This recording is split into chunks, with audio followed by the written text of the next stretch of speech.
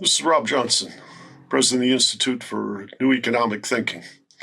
I'm here today with Fred Block. He's a professor of research in sociology at University of California, Davis. He's written many, many interesting books, one on democratizing finance with Robert Hockett from Cornell University. He's written books on the future of international economic disorder, which now is upon us. But today we're here because in all the turmoil that we are experiencing, I was fortunate to be able to preview a book called The Habitation Society that Fred has just written about where we need to go to create what you might call a coherent and happy and dynamic society.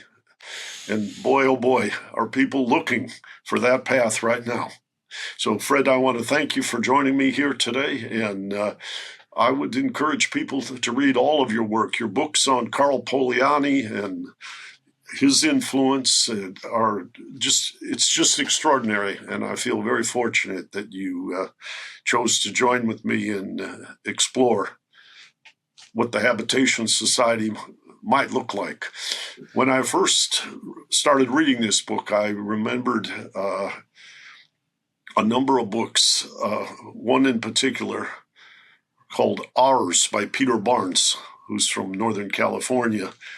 And he once said to me, well, I had to write a book about what I thought was really going on because my father was an economist, meaning he had to get out from under what you might call the Jungian shadow and get to what the true picture looked like, that what you might call defines the challenge we're all facing. And at the time, I remember offline saying to Peter, you really ought to get to know Fred Block's work. And so it's great that you're back here today. And I guess I'll start with a question. What inspired you to write The Habitation Society? Well, thanks so much for having me here. I guess the inspiration goes back a long time. In the 60s, I was an undergraduate student of Daniel Bell.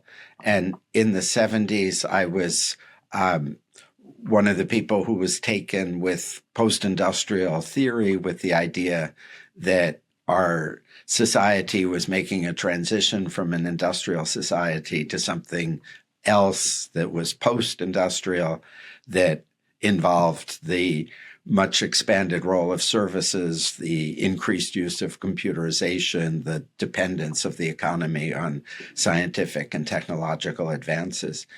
But the problem was that the various post-industrial theorists of the center, right, and left were essentially defeated in the intellectual battles of the 70s and 80s, that people like Bell were arguing that for this different type of society, we needed different institutional structures. Government had a larger role to play in the economy and so forth. And Bell and people like him were opposed by Milton Friedman and his allies of the free market fundamentalist economists. And post-industrial theory got pushed to the side. The free market people said, we don't need more government to make this economy work. We need even less government. We need to roll back these regulations and this public spending and so forth. So I've been, across all those decades, still attached to this idea that the fundamental structures of the economy have changed. But I realized that part of the reason that the post-industrial argument had lost in the intellectual wars was that it was abstract. I mean, when you say industrial society, you think immediately of a factory. When you say agricultural society, you think immediately of a farm. These are concrete places where people exist.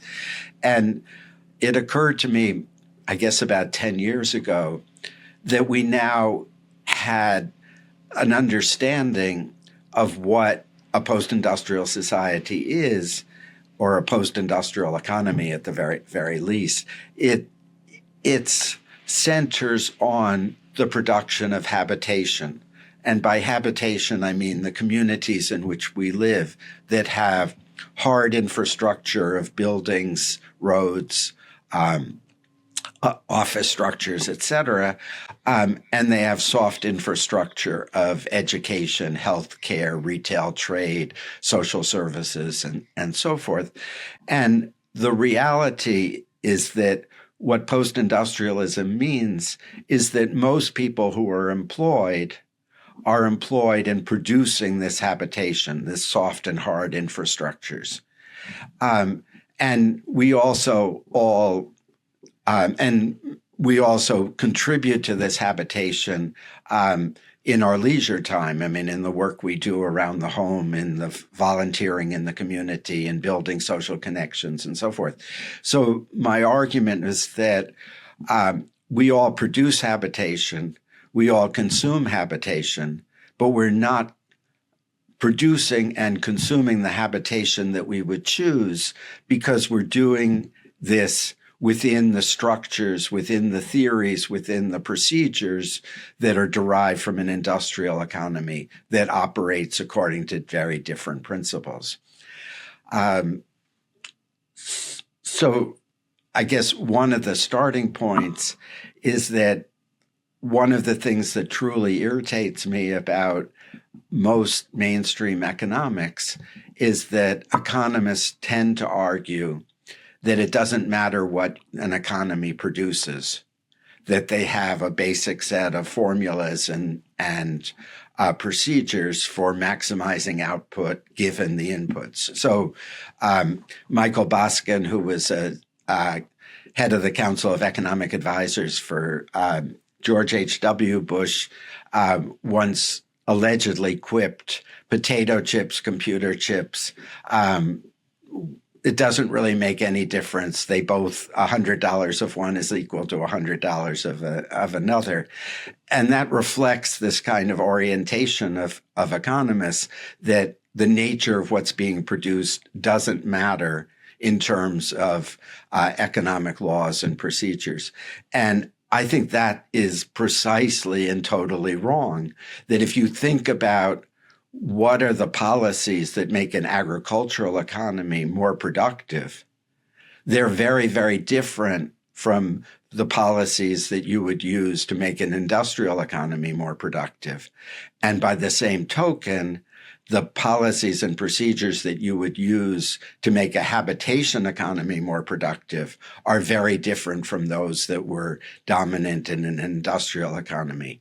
So we're essentially caught in this contradiction of trying to make a habitation economy work within the constraints, within the straitjacket of economics, of an industrial economics, an industrial economic policy framework. And they are precisely wrong. They end up keeping us from the prosperity that we would desire to have. Well, isn't part of what you might call the mythology or the parable that preferences from your desires, your utility function, become demand and the market serves you? So if you intervene between the yearnings that create demand and the market, you're creating inefficiency or instability. But that notion that preferences are not influenced by the context or the market or the outcomes seems kind of crazy to me. And I have a young friend who I'll quote without giving attribution, but he said, "Mr. Johnson, when I was younger, I was afraid not to study business administration and accounting. But what I really liked was Shakespeare, Dante, and Homer, but I didn't think I could ever get a job." And he said, now I ended up doing a PhD in economics, and I realized that my preferences were shaped by my fears that came from the structure of society. I thought it was kind of an illuminating quick blast. as to where the mythology of economic and market servitude, unrestrained by any policy or governance, is the best place or the best pathway to choose. Well, and one of the arguments I make is that one of the ways in which a habitation economy is different from an industrial economy is that in an industrial economy, a lot of the things, or maybe even most of the things that we consume, are fairly standardized commodities. I mean, that the industrial era was all about standardization. But that in a habitation economy, much of what we consume are services, and almost all of those services are supposed to be customized. I mean, we get not a standardized package of healthcare, but the doctor responds to what our particular medical problems are. Similarly, in higher education, everybody doesn't get the same program. You get to choose your own mix of courses and majors and specialties and so forth. But even with financial services, the companies compete by saying we are exclusively attentive to your particular needs. So the problem is that a lot of the economic theory and the belief that the market will essentially maximize the things that people want is based upon classical commodities, things which are produced by multiple producers that are transferred in a single moment in time and that are standardized. So when you go to the farmer's market, if you don't like the tomatoes at booth 1, you go to the booth 3. You can, if you find out that they cheated you and put rotten tomatoes at the bottom of the bag, the next time you go to a different, you can, in that situation, get what you want by switching from one provider to another. Yes. But for most of what we're consuming now, the products are specialized. The relationships are long-term. Your contract for your cell phone service, for your cable TV, your insurance policies, all of these things are long-term contracts. And so exiting the transaction is often difficult. You're not sure that the other firm is going to be any better than the one that you're giving up. So the fundamental problem is that given the shift to non-standardized goods and services, that whole notion of consumer sovereignty falls away. Producers have much more power. They're not directly competing with each other in most cases. The kind of business 101 is don't produce a standardized product because it could be produced more cheaply in Asia. So almost everything that we purchase has its own specialized bells and whistles. And in that context, we have much less influence. The corporations that provide things have become much more powerful. And of course, that's been exacerbated by before the Biden administration, a half century where antitrust wasn't enforced. So that's part of the reason that we can't get what we want. And again, if you think about things like energy, healthcare, education, these are forms of collective consumption. And the idea that individuals can shop around and get exactly what they want makes no sense. Yeah.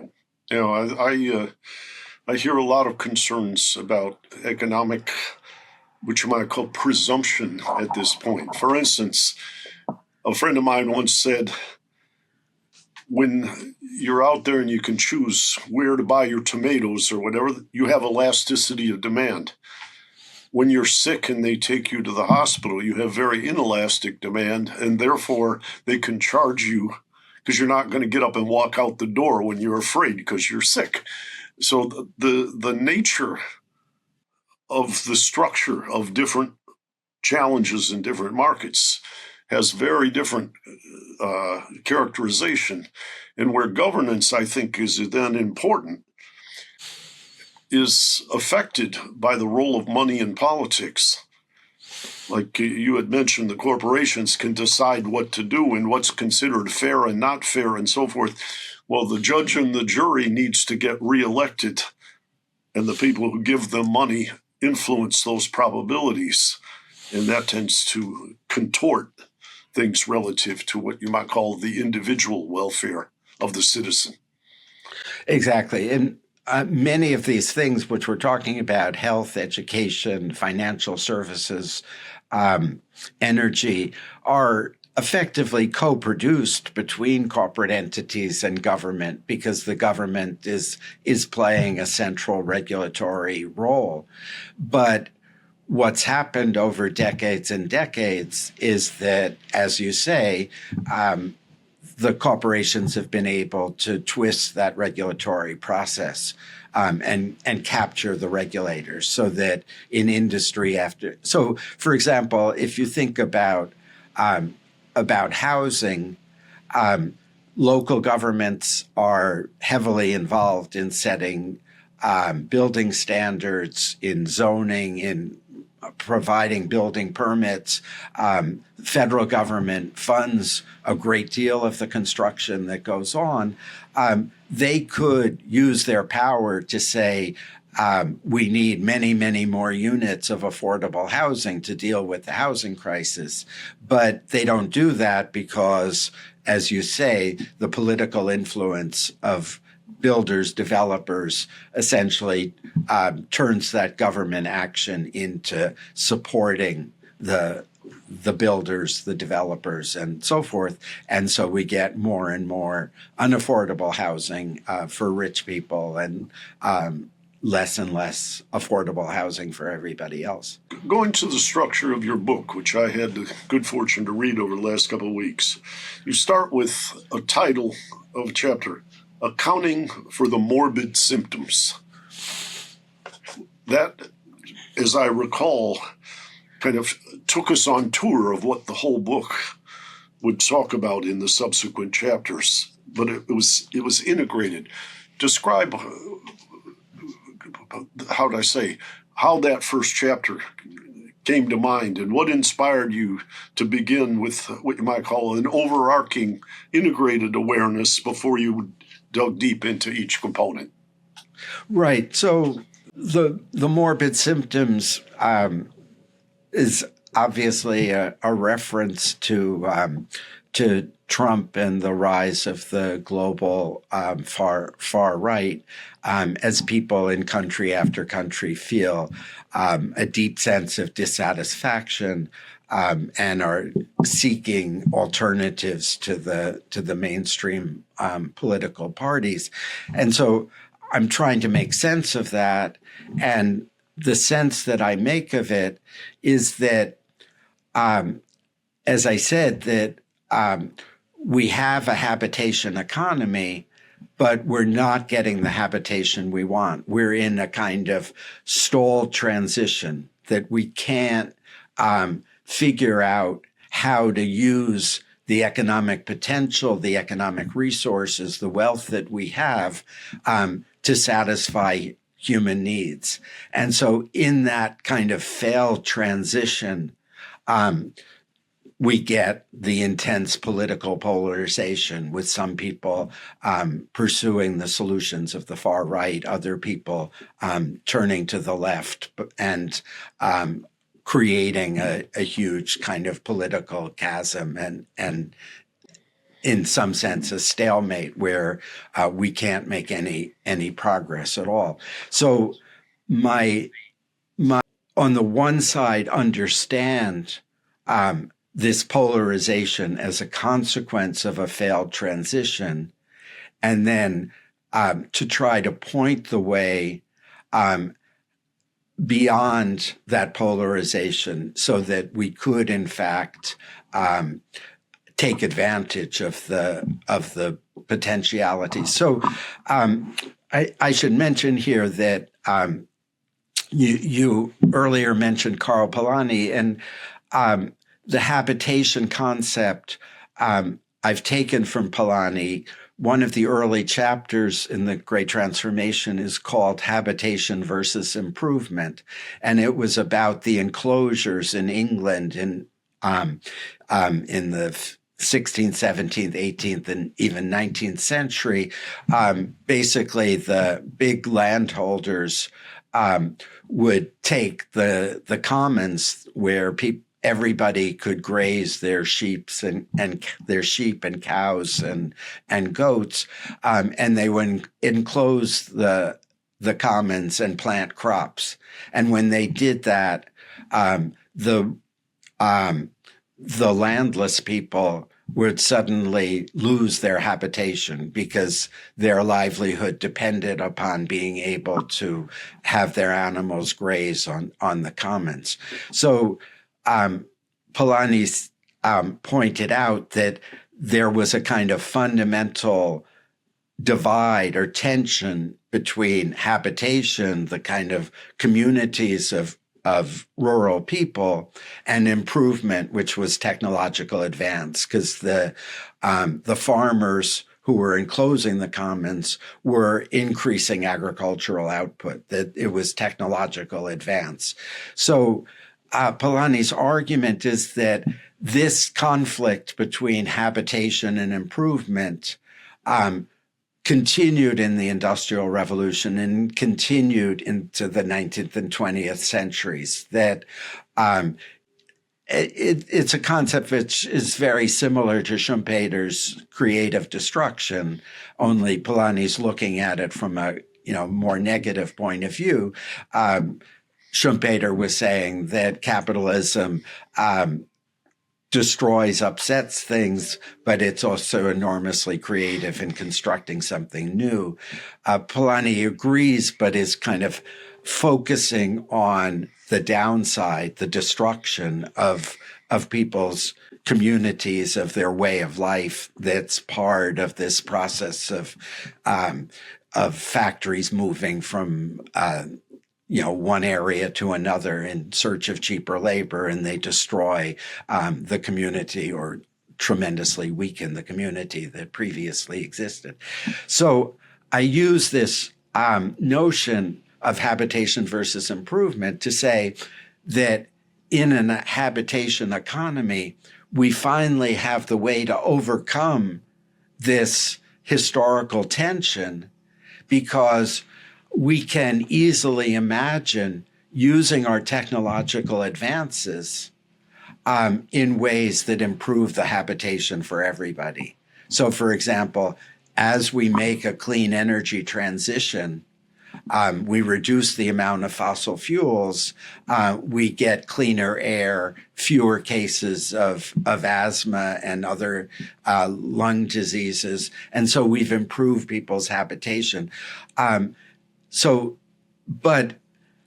there's that potential to upgrade, to reconcile improvement and habitation, but we're in fact not able to realize that because of these inherited structures and rules. So that failed transition, getting back to that argument, is then the reason behind the polarization and the kind of political stalemate that we face. So the place where this takes me is that the way out of the dilemma is to give people much greater ability to control and shape their own habitation, the communities in which they live. And so this goes to the kind of fundamental economic reality that across all the developed market societies, almost all of the tax money is controlled at the center of the political system. And localities subnational units, whether they're states or provinces or whatever, have been effectively starved for resources. We know in the U.S. that for 50 years now, states have faced extreme budget pressure because they have lots of responsibilities, criminal justice, public health, and so forth. And they have fewer and fewer resources to deal with that. One of the most direct consequences we know of that is that 50 years ago, states funded public higher education with generosity, and it was possible for people who came from economically weak families to get to college or university at a public state institution, and they had real mobility opportunities. But over the course of those 50 years, states have dramatically cut back their funding of public higher education, and so tuition fees have gone way up, and that path of mobility has been closed off for many poor and working class people. They would have to take on enormous amounts of student debt, and they know that sometimes that bet doesn't work. You borrow hundreds of thousands of dollars to go to university, and then you end up with a job that doesn't allow you to pay that back, and you just live your whole life under this intense debt burden. So the resolution involves restructuring the system of taxation and finance so that federal governments, national governments that have the ability to tax need to shift resources back to the states and localities. We did this in the 70s with revenue sharing, that there were federal grants back to state and local government, but Ronald Reagan did away with that. We need to go back to that, but on a substantially larger scale, and we need also to increase public finance, the ability for these subnational governments to borrow, to pay for infrastructure, to pay for increased resilience. So one of the kind of ideas here is that we all have this sense that local politics, if you go to a city council meeting, they've become pretty ugly and unpleasant things because they're always operating in a zero-sum context, that there's a limit, a stressed local budget. This neighborhood goes in and says, we want to have this amenity. The other neighborhoods say, well, why should they get it? We need this, we need that. It's a zero-sum conflict because there's so little resources available. And so people then fight intensely over the crumbs that are available. And the consequence of that is that people retreat from politics at the local level. And that undermines the basic theory of democratic self-governance, because the ability to participate in the local level and influence things is the way that people learn how politics works. They learn the ability to compromise, the ability to push for their own interests and so forth. And that skill is essential for being able to exercise some kind of control over the people that they elect to higher office. But because of this fiscal crunch, we've eviscerated local politics. And as a consequence, people have these extremely negative attitudes towards politics. They hate all politicians, and that's part of the context in which Trump and other far-right politicians, run with the claim that they're going to save people from all of this. As a doctor's son, I always think about diagnosis and then remedy. And in some of these chapters, I know talking about the ironies of corporate dominance or what counts as an investment. Talk to us a little bit about what those structures are. I can see what you might call meta vision that you just described of the frustration and the non-service and then the despondency. But how do these other modules in the structure play a role that is not of service to the common person? Let me talk a little bit about the investment argument, because essentially the kind of ongoing fiscal crisis for state and local government that I've been talking about is part of the kind of general logic of austerity, which has been part of the neoliberal dominance in the last 50 years. And the argument is clearly that we can't increase taxation on rich people and corporations because that will undermine the fundamental dynamic of a market economy, whereby everybody's prosperity depends upon business investing for profits.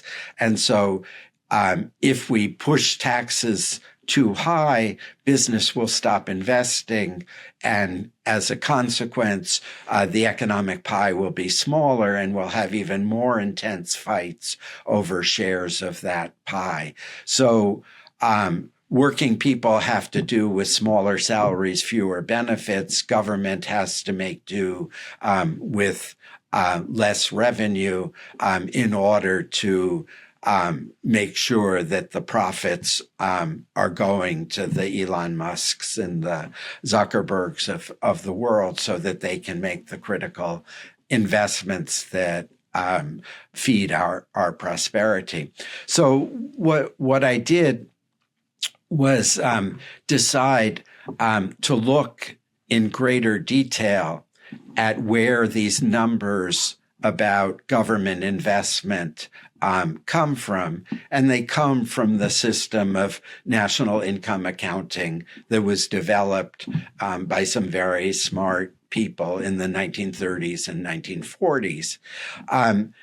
But they did that, they developed that system at a time when we had an industrial economy where much of the economic output were coming from factories and farms. They were concrete things like tons of steel and bushels of wheat and so forth.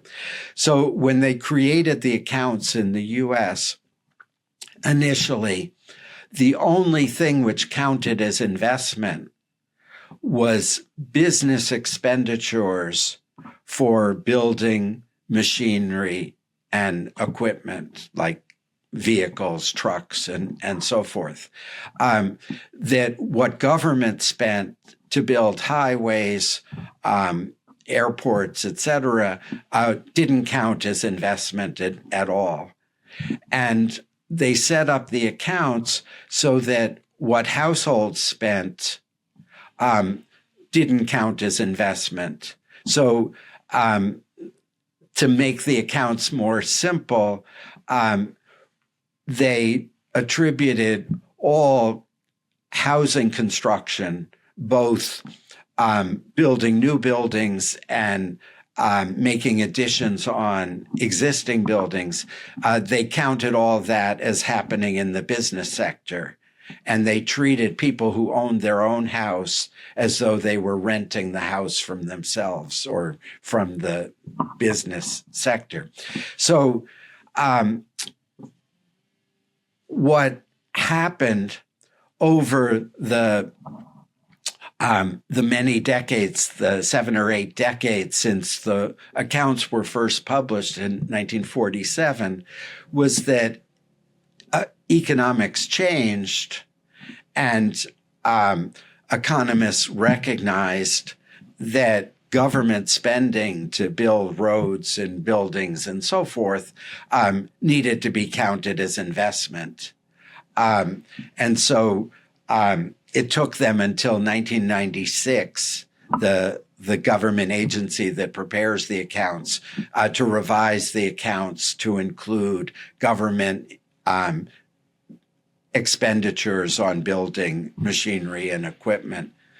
But economists had also pointed out that expenditures for computer software were as critical to make computers work as the expenditures for hardware. So they later revised the accounts to include the outlays for software.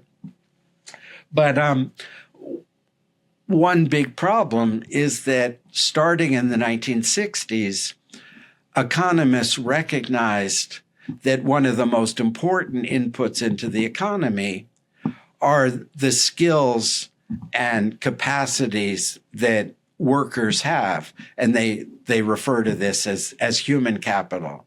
And they've recognized that when we train a PhD scientist or engineer, that's an expenditure that has a big impact on the economy's capacity to produce. But even though all economists recognize that human capital outlays are extremely important for the economy, they're not included in our measures of investment in the national income accounts. Basically, the problem is that there are disagreements about the best way to measure human capital, and it's also the case that the expenditures to produce human capital, our entire education system from child care to PhD, that those numbers, the dollar value of everything that we spend to raise the quality of the skill level of people far exceeds the expenditures for new buildings or new machinery and so forth. So changing the accounts to reflect this would mean throwing out all the old numbers and having dramatically different numbers. So they haven't bothered to do it. So what I attempted to do was to revise the accounts to recognize that households actually do invest. When you buy a washing machine or a dishwasher or a car, that's an investment because you're expecting it to produce a flow of services over multiple years. When you have a child and you pay for that child's education, that's an investment. And also, much of the time that you're raising children and reading books to them and teaching them about things, that too is an investment in their human capital. So basically, when I kind of start this exercise, and I look at the official data, business accounts for 84% of all the investment in the economy. This is gross investment. Government accounts for 16%. So I rejigger the accounts, recognizing that households make these significant investments in dollars and time, and so forth. And when I'm through that process, the numbers that I have show that business accounts for 29% of all of the investment in the economy. Government accounts for 28%, and households and nonprofits account for 43%. So, contrary to the official view that we all have to sacrifice so that business can have big profits, so they can carry out more investment because they account for 86% of all the investment, the reality is that they account for less than a third of all of the investment in the economy. And so from that, it follows that if we rejiggered our distribution system to provide more resources to government and more resources to households, we could actually increase the productive expenditures that expand our ability to produce. So again, this is an example where using an industrial era accounting system to try to understand a habitation economy, and it leads us in exactly the wrong direction. It leads us to make false economies rather than making the investments in human beings, in human capacities that are the real source of advances in our capacity to produce. I'm curious because I hear a lot now about the dilemma between paying for higher education and the advent of artificial intelligence. And a lot of people I know who have children, say in high school or early college, are afraid to pay these very expensive tuition tickets because they're not sure that that productivity enhancement investment that you just described is going to lead to revenue when a machine might replace the individual and then leave you with a huge debt overhang. How do you see that challenge? Yeah, I mean, I'm not ready to turn everything over to the robot. So it seems to me the fundamental thing here is that it's human beings who are creating these AI systems, and it's human products that are training the AI systems to be better at doing certain operations. And so it's going to continue to be human creativity, human ability to solve problems that drives that the technology will depend upon and that our prosperity will depend upon. So, the first point is that that this system of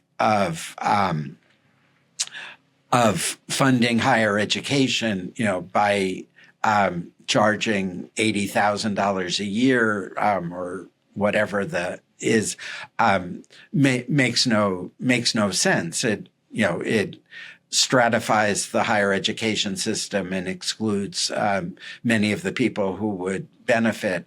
But it's certainly the case that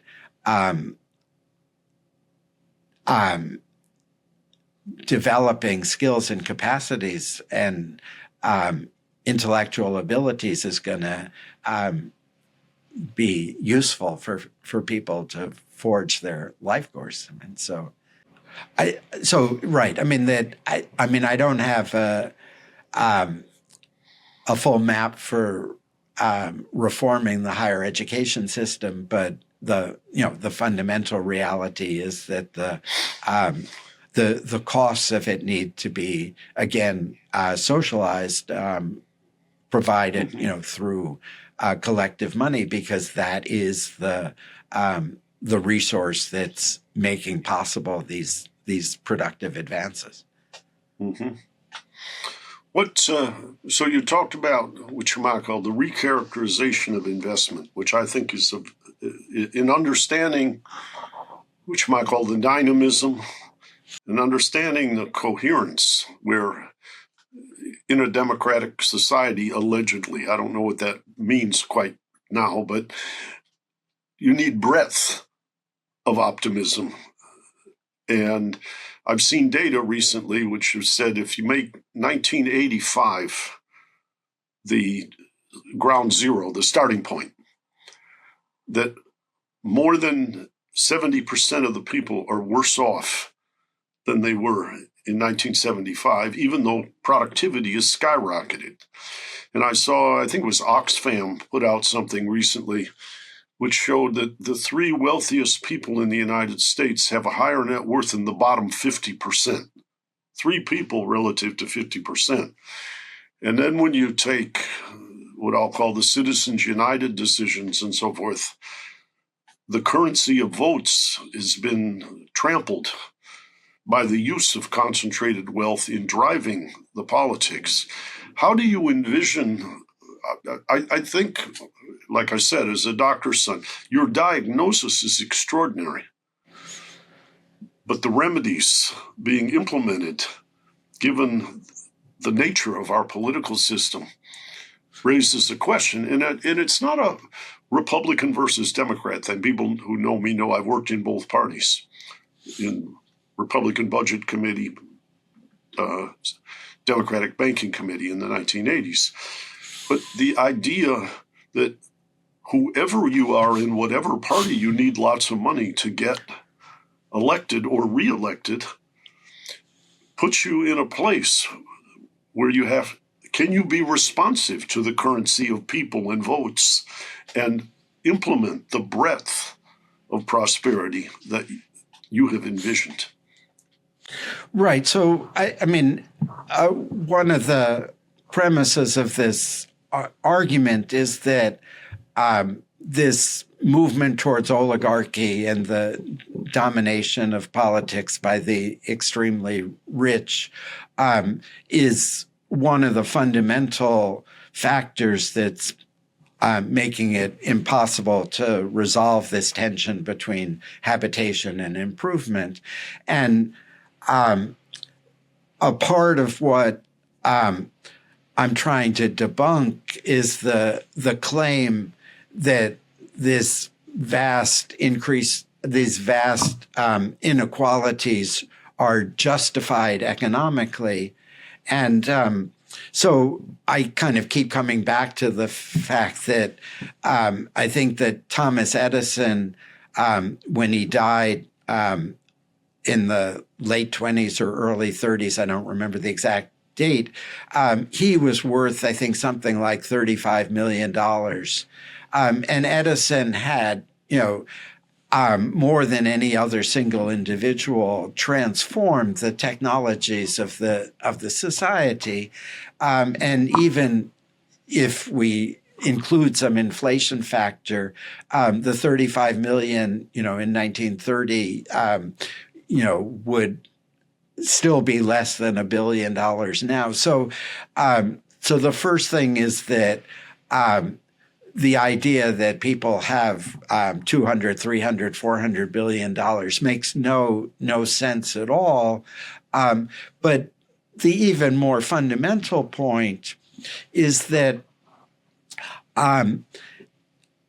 Edison did a tremendous amount of his work by himself, or with the team that he assembled, but that our contemporary oligarchs, the Musks and the Zuckerbergs, have essentially relied on technologies that the government developed over many years with very substantial investments in order to make their profits. So, for example, when Musk came into Tesla, he didn't found Tesla. He came in after it was already going. Tesla was able to recruit engineers and scientific talent who had been working on electric cars under various government programs, government and industry programs over the previous 20 or 30 years, because as we know, the discussion, the attempts to develop electric cars, date back to the 1960s. So there was this body of knowledge and this teams of engineers and scientists who had been working on this problem, and Tesla was able to scoop them up and draw on the knowledge that they had, that the government had helped to fund. And then, as we know, that Tesla's big initial boost came from a government loan from the Obama administration. So that the idea that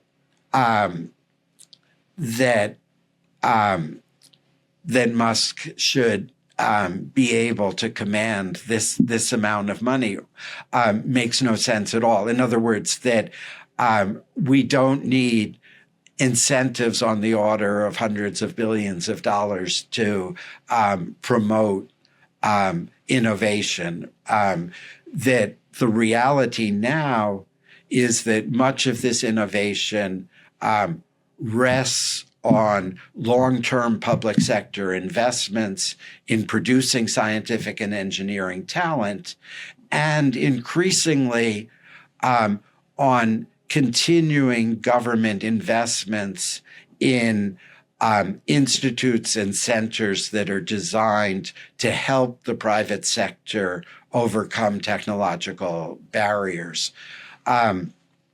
So let me just give you one example that under Obama, the federal government created a series of national advanced manufacturing institutes. And the idea was that each of these institutes would get a large amount of government money and then matching funds from state and local government and from private industry, and that these institutes would help industry overcome technological barriers. So one of these institutes is the National Institute for Innovation in Biopharmaceuticals. And essentially the issue is that everybody recognizes that the way in which we create vaccines and the big molecule monoclonal antibodies and the other advanced medicines, that the way in which we produce them through batch production is extremely wasteful of water, energy, raw materials. It produces a lot of waste and so forth. And so the issue for the industry is, how do you produce these things through a continuous process production that would reduce the amount of waste, reduce the amount of labor, reduce the cost of producing these dramatically. So this institute has recruited all of the big pharma companies in the U.S. and the firms that produce the computer managed bioreactors that are used to carry out these processes. And they're creating a test bed that will teach the industry how to make this transition to continuous process production, because it's too difficult and too expensive and too risky for any of these firms, even though they're worth, tens of billions of dollars, to do it themselves. So I just got an announcement. I'm on the mailing list of this institute that one of their projects was to develop equipment to produce mRNA vaccines, like the COVID vaccine, in one piece of equipment that would take the process through all of the stages. And so they announced that one of their teams of scientists had actually solved this problem and created an mRNA factory that's reasonably small, that's modular, that reduces the waste and so forth. But the point of all of this is that the public funds this institute. The institute holds the industry's hands, but then when it comes time for the profits, they all flow to the big pharma firms, and the corporate leaders of those big pharma firms are able to achieve these huge financial returns. But all of this makes no sense because it is the public that's facilitated this. It's our investment. So we've socialized the risk and privatized the profit.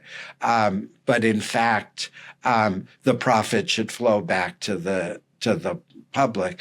So this is the vicious cycle that we're in. The oligarchs know that they're dependent upon government spending. And they want to keep things that way, that they're able to get the government to take the risk and let them walk off with all the profits. So we need fundamental changes in the tax system. We need to, as you suggested, rolling back Citizens United, we need to find a way to essentially get the money out of the political system because its influence is so deeply corrupting. It's the single major obstacle why we can't make this transition to a habitation society. Yeah, I've heard a lot of objections in two realms in that pharmaceutical realm. One is, why, when we put all the money up as taxpayers, don't we get an equity bundle in the outcome? If the outcome is bad or zero, then we get zero. But if it's lucrative, as Pfizer, Moderna, and others have been, why don't we go along for the ride? Because we invested collectively. And the other side of it that I've heard is that because people of extreme wealth can keep their money offshore, we always say we can't afford it. But the people at Oxfam kind of surprised me on a podcast a couple of years ago, where they said over the course of the pandemic, the 10 wealthiest people in the world doubled their net worth. And if you had a wealth tax, not on their entire wealth, but on the increment during the pandemic, you could have vaccinated and provided systems for health support for everyone on planet Earth. And instead, the centobillionaires got even more. And a question, how would I say, what does this have to do with the Schumpeterian and other kinds of notions related to innovation? It seems like, according to these people, it's really gotten far off course. And the what I'll call bipartisan capture in the realm of money politics leads to no one stepping up for the common man or woman.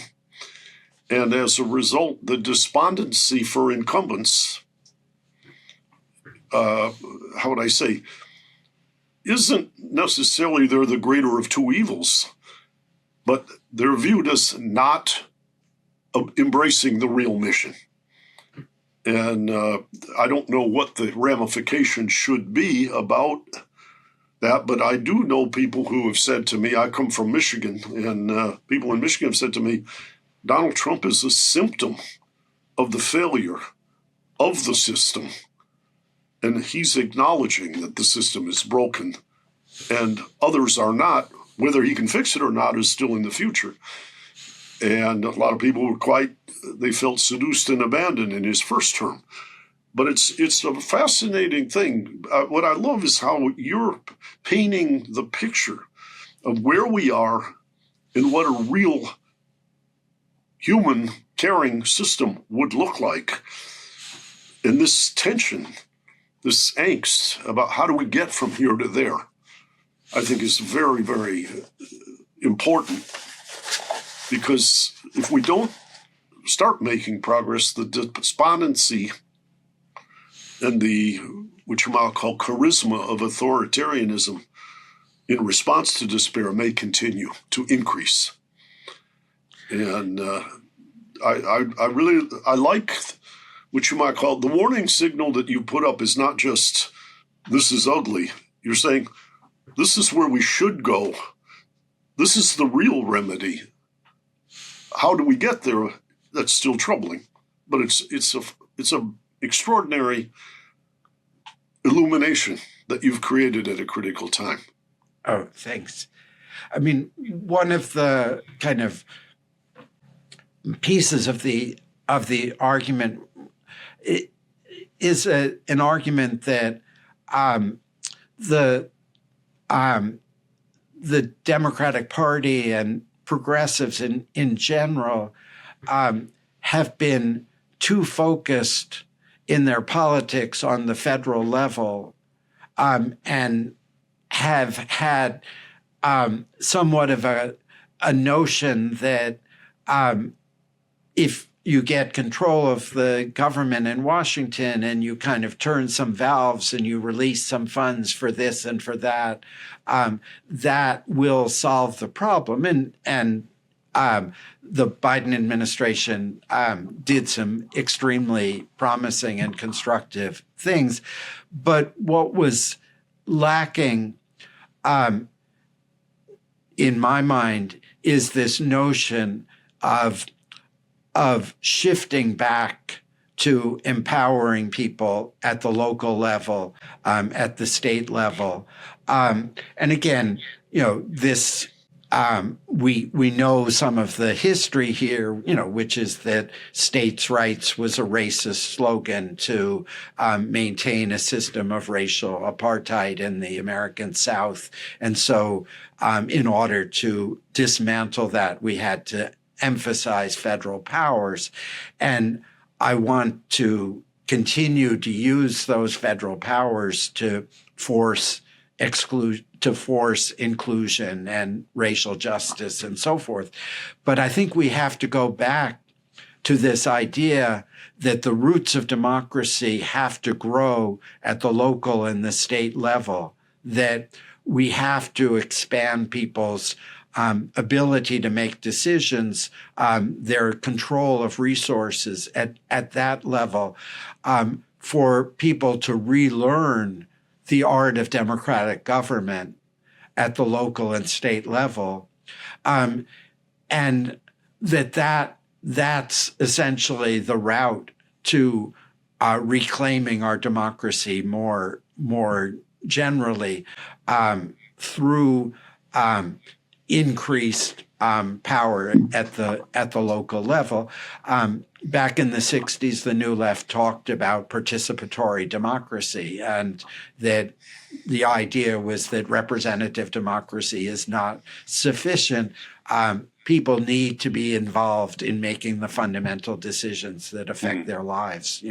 Where this highway is going to be built, what the local energy system looks like.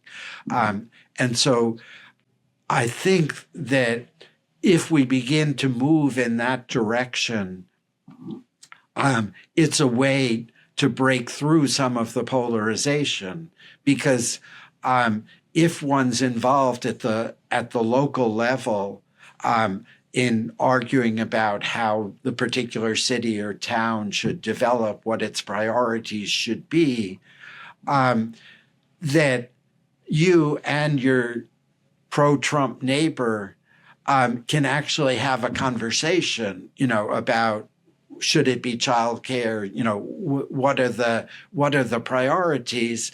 The things which so deeply divide people with this kind of cultural polarization are not necessarily going to divide them when they're attempting to solve real problems at the local level. And so if you begin to restore that belief in self-government, that's essentially the route to ultimately reclaiming democracy. Mm-hmm. Mm-hmm. Well, Like I said, I come from Michigan, which is with automation, machine learning, globalization, the bankruptcy of the city, outflow of almost 2/3 of the population of the city. I've seen a lot of discord and a lot of skepticism. And, people like Bernie Sanders come in and win the primaries convincingly. And in 2 different elections, Donald Trump has prevailed in the state. But when I listen to the people in Michigan, they feel like they don't see a way out. They feel as if, for instance, Detroit bankruptcy, they don't get any help, but when Wall Street crashes, they all get bailed out. And as one of my friends said, this is a sophisticated financial guy that grew up in Detroit. He said, "Is this the mother of all moral hazards? The upside is theirs, but if they take big risk and it crashes, we pay for it." What does that have to do with the social well-being? And because I said to him, I used to work in the Senate Banking Committee. Once a crash is upon us, it doesn't make sense to sit and watch it devastate the whole economy. The financial system is interwoven in a way. But when you see that you're having these crises repeatedly, you have to restructure the rules about what kind of risk they can take ex ante to diminish the likelihood of bailout, as opposed to making the default risk premium on their funding smaller, give big banks a competitive advantage, and knowledge that the upside is theirs. A lot of people said when they did the Dodd-Frank and all the bailouts from TARP, the polluters got paid, is what Joe Stiglitz called it. And we didn't penalize the people, even in their bonuses. And so there's a skepticism. That's just one sector. That's one that I've worked closely with. But there's a skepticism now about not, is there a vision of healing? You've articulated a much more convincing one than I've seen elsewhere. But people are saying, even if the vision is right there on the plate, we won't implement it.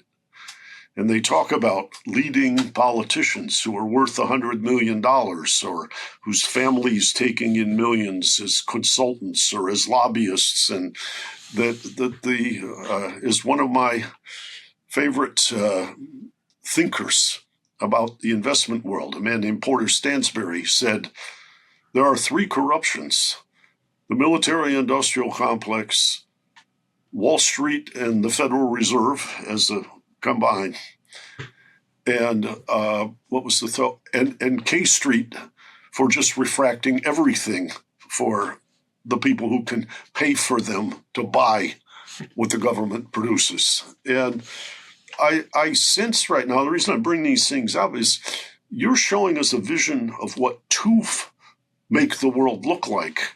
To get between here and there is important, because the despondency of the body politic now, who can feel that the basic habitation ingredients are not being created or being under-supported, and these parables about unfettered innovation growth and so forth are producing almost cartoon characters of mega wealth. And the how would I call it? It's not uneducated working class people that are despondent. It's everybody up and down the chain that is concerned right now. And so I think, how would I say, when I heard the trumpet call for a response, your book is one of the first great responses. I believe it comes out publicly 25th of February is what I've seen. Correct, yeah. And so hopefully, how do I say, we'll get this episode out and turn people on and the pre-orders can stack up. But I really, really thank you, Fred, for making a vision of what to do and a diagnosis of why we haven't been doing it.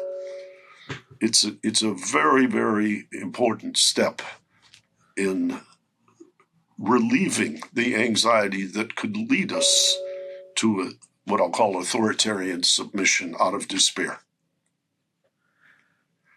Thank you, Rob. You're just, your work. There was a book I read a couple of years ago, and I almost sent it to you. There was two authors, and they were affiliated with Brookings, and it was called Trump's Democrats. I think the lady's name was Novacek, that was one of the authors. But in Trump's Democrats, they said to understand, this was before the 2020 election, this book came out, they wanted to understand the places where the local politics had been Democratic, the members of the House of Representatives, the governor, and the senators had been Democratic, but the state had voted for Trump. These are people who are like anthropologists. And they went to these states, largely in the Midwest, kind of northwestern part of the Midwest, and they explored with people why, given their historic affiliations, they jumped over.